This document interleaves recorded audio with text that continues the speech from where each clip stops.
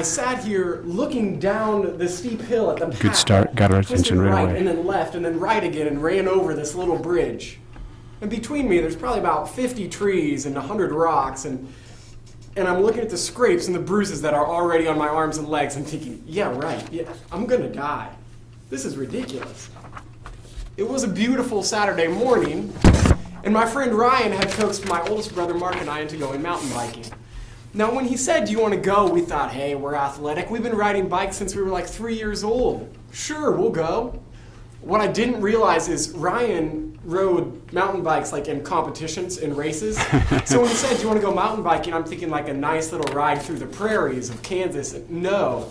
This is like a wooded area with like little mini cliffs that you're like falling off of on your bike. And so he's like, hey, we'll take the easier trail. Okay, yeah, I shouldn't have believed him when he said that. So my brother Mark and I are dinged up, and we've hit 4 or 5 trees combined.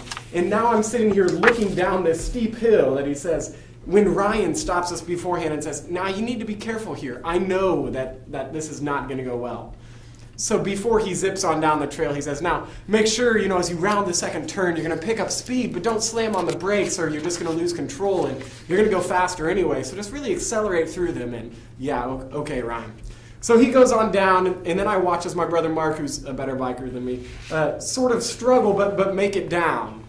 And I decide I've waited long enough, and so I push off the top of the hill, and I round the first corner, and as I round the second tight corner, I panic, and I start slamming on the brakes. And Ryan was right. You don't slow down. You just keep speeding up, and you lose control. I made that last turn, and I'm almost to the bridge where afterwards it will level out and I can slow down. And I'm wobbling, and I hit the bridge, which is slick, and I just bite it. Me and the bike, we turn sideways, and we just start sliding down the bridge. And we start turning, and I swear I'm going to slide off the bridge into the rocky riverbed below. Thankfully, it's just a couple feet drop, but it won't be pleasant. And then I'm saved as my bike turns and wedges itself against the 2 guardrails that were on either side of the bridge. And I lay there, and Mark and Ryan run up, and I say, I think I'll walk. That day, frankly, I was saved. And I was saved by the guardrails. And I think sometimes there are areas in life in which we need guardrails. We need guardrails on either side to save us from the potential dangers that can happen if you fall off one ledge or the other. And I think one of the areas that we need these guardrails, and we need to set up these guardrails for others, is the area of online poker. You might say, wait a second, didn't they shut all that down? Well, yeah, they did. 2 years ago, on what poker players call Black Friday, the government seized Poker Stars and Full Tilt Poker and just nixed all online poker that was happening in America. At the time, 15 million Americans were playing. So they seized it, but the interesting thing is, in the last month and a half now, Nevada, New Jersey, and Delaware have all legalized online gambling and online poker. None of those states yet have figured out how to make it happen, websites and stuff, but it's coming. And even in our state of Texas, which likes to say no gambling, there are currently 5 bills before it that would legalize poker in both card rooms and online. Good job of showing significance here. And when it comes, we know that there are at least 15 million Americans who are going to hop on this, and probably more. So we as pastors need to be prepared. A, maybe you want to play yourself, but more importantly, B, as pastors of flocks of people who are surely going to be involving themselves with online poker, we need to be prepared. We need to be able to answer the question, how can you play and play wisely? Because if we aren't prepared, what happens? You might show just That's a little what we're bit going to here look at about the today. danger. We're going to look at 3 biblical principles. The first principle is just going to be an overarching theme, just enjoy life. The second and third principles, however, are going to be guardrails that we must set up on either side to make sure that we don't fall into the pitfalls, into the sins and dangers that come with online poker. If you would then, turn with me to Ecclesiastes chapter 11, verse 9. We will see the first biblical principle, which is simply this: honor God by enjoying life. Honor God by enjoying life. Ecclesiastes 11. Nice repetition, good clear statement. Rejoice, O young man, in your youth, and let your heart cheer you in the days of your youth. Walk in the ways of your heart and the sight of your eyes. Good reading. But know that for all these things, God will bring you into judgment. First principle then is honor God by enjoying life. Honor God simply by enjoying life. This passage makes it clear. It says, rejoice in your youth. Do those things that you enjoy. Do what your eyes crave, desire. Now, it's important, obviously, to realize that anything that's explicitly outlined in the Bible as sin is not a good idea. Thus, the final line of, remember, know that all these things, God will bring you into judgment. However, that's where online poker is a little bit of a gray area, for certainly poker is never outlawed in the Bible as it was invented many, many centuries afterwards. But just gambling in general is a difficult issue.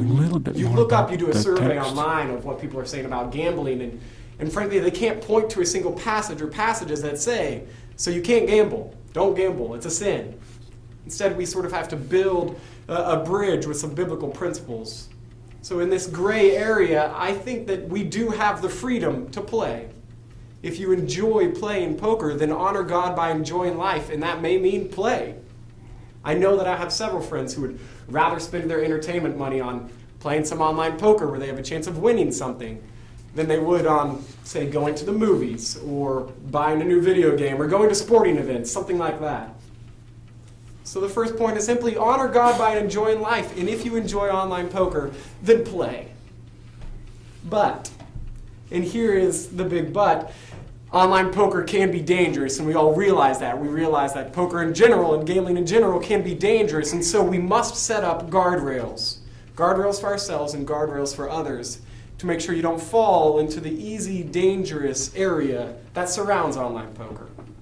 Nice transition. So the first guardrail that we're going to set up is this. I like the guardrail idea. The first guardrail is this. Before you ever play online poker, before you ever play, honor God with your money. Before you play online poker, honor God with your money. Now we know that the Bible has a ton to say about money. We're not even going to get close to hitting all of that, but I do want to hit on two different ways that you honor God with your money before playing online poker. If you first turn to 1 Timothy 5:8, 1 Timothy 5:8, the first way that you honor God with your money is by providing for your family. But if anyone does not provide for his relatives, and especially for members of his household, he has denied the faith and is worse than an unbeliever. We are called clearly, as believers, to provide for our family, and that is the number one way to honor God with your money. It's very simple then to say, if you're playing online poker and you lose an amount, or you're playing with money that you can't afford to lose, then you are in the wrong. You are past that guardrail. You have fallen into a dangerous area of sin. First, you must honor God by providing. Okay, nice repetition, restatement. The second way, though, I think you honor God with your money is this. It comes from 2 Corinthians 9:7. It's that you honor God by giving. You must honor God by giving. 2 Corinthians 9:7, each one must give as he has decided in his heart, not reluctantly or under compulsion, for God loves a cheerful giver. Honor God with your money by giving cheerfully, giving willingly. This, I think, is probably the easier pitfall for those who want to engage in online poker, for they know that it's probably not smart to use their money instead of paying rent to play poker. But I think it's far easier for people to say, now I provided for my family, now I'm just going to take all my money and run over here and use it and play and indulge in this. And yet we're clearly called to give. Give first. You must honor God by giving. Maybe there's another two ways to say this, and that is first, don't play with a cent that you can't afford to lose, for you have to provide for your family. And then second, don't play with a cent until you have given. The first guardrail that we must set up is that you have to honor God with your money. If you want to honor God by enjoying life, and that means playing online poker, then play. But first set up your guardrail. The guardrail that before you play online poker, in a situation you honor where God I want with your money. now to There's a second guardrail, though, and it looks like this. Will protect me. When you play online action. poker, honor God with your pursuits. Honor God with your pursuits. This is going to come from 1 Timothy 6:9-11. One of the more famous passages that when it's associated with poker, gambling, anything like that. I'll read verses 9 and 10 first. 9 and 10 from 1 Timothy 6. But those who desire to be rich fall into temptation into a snare, into many senseless and harmful desires that plunge people into ruin and destruction. For the love of money is a root of all kinds of evils. It is through this craving that some have wandered away from the faith and pierced themselves with many pangs. Clearly, then, the wrongful pursuit is to pursue riches, to pursue the love of money, to just want to get rich quick. I don't think it's hard to see how this can appear in online poker. For those who use online poker as a means to just get rich quick, they want to get out of having to work. They want to get rich. 1 Timothy 6, 9, and 10 says, look, that leads to all different kinds of temptations and snares and sins. I know I can think of several immediately. One is, of course, the danger and sin of not providing for your family. The first guardrail we've already set up there. There are several other dangers and snares that come from online poker if you're playing to pursue wealth. One is simply the guy who's playing just to get rich, he's going to have to play and play a lot. You get that picture of a believer who wastes away sitting in front of a laptop, who just spends all his free time playing. That's his single pursuit. He neglects his family, he neglects his friends, neglects service to the church. Paint a picture for it's his me pursuit of how that just this causes obsession him becomes to an want to obsession. play. He's always got to be there. He's always got to be there online. Help me see it. The guy who That's ends up clearly wearing a wrong pursuit, depends something because that you we're can't not get away called from as the believers. computer. Then there are other issues, other temptations and snares you fall into.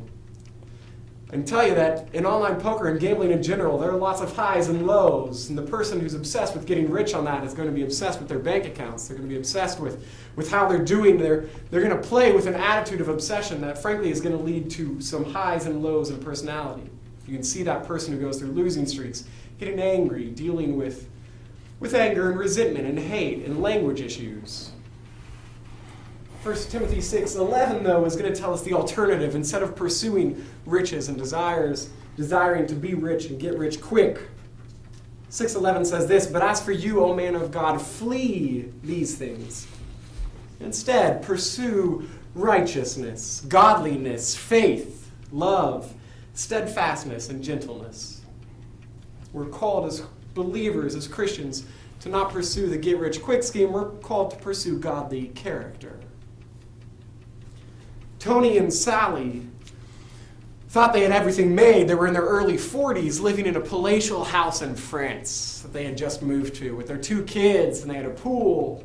They didn't even need to work. They were set. Then Sally noticed that Tony started spending a lot of extra time on the laptop. She asked him about it. He said, yeah, I've gotten into online poker. It's something fun. It's entertaining. She thought, okay. And then she started to complain a little bit, but Tony, I'm starting to feel like a single parent. It's ridiculous. Morning, night, all you do is you play. You're obsessed. And while she thought that was bad enough, suddenly she stumbles upon a briefcase that's full of old credit card bills, and she says, what's this? I thought we were set. What are all these bills Keep from? telling He the says, story they're well once all again. from playing poker. This is what's really helpful. He admitted to her then, I've lost over £1 million. I've lost everything. We're going to have to move back to England. We can't afford to live here anymore. We're going to have to get jobs again. Tony had fallen off the deep end. He was looking for a thrill. He was looking for something fun. He was looking for entertainment after they had quit their jobs and moved to France. And he stumbled onto online poker. And frankly, he had no guardrails. He had nothing there to keep him from the dangers. They lost their money. He pursued that alone. It's easy when we hear stories like this then to realize that there are many dangers associated with online poker. It's that point where if you're really going to play, it's as if you're sitting on a bike at the top of a hill and you're looking down at the dangers below. And you must, if you're going to consider playing online poker, you must, as you lead people who will be considering playing online poker, you must set up for them guardrails. Guardrails to keep them from the dangers. First, the guardrail that before they ever play, they must honor God with their money. Before they ever play and while they play, they must still honor God with their pursuits. And hopefully, if we start with this attitude, then we can play as a way of enjoyment, as a hobby, not as a pursuit of riches, in a way that can honor God still. Okay, good summary here. Thanks. Okay, nice. I got you at 1452. Thanks, Craig. Some really nice stuff here. You tell all your stories really well. My one encouragement is that you keep doing it. I think you could probably a couple other places where you could help us visualize the things you're saying. Try to move beyond listing the really good ideas you have, and help me see myself in front of the screen with my hand on the mouse, ready to engage in another online poker game. And then I'd say, have I given this money to the Lord? Am I really honoring God with this? Is this beginning to become an obsession? Track my time, and also, hey, this is fun. I'm really enjoying this, and it's within the guardrails. So help me see myself making the right response, whether it's for myself or someone else in the congregation. Not just a list of ideas, but actually visualizing it. With that, you even add to the really good sermon that you have here. The sermon is well prepared, carefully delivered, sobering, and I really like the guardrail as the key word ideas there. That's very, very important for us. So thanks a lot for your hard work in this, and it's great to see you putting together the argument, using the text well, and helping us think about a topic that we might otherwise miss. Appreciate it.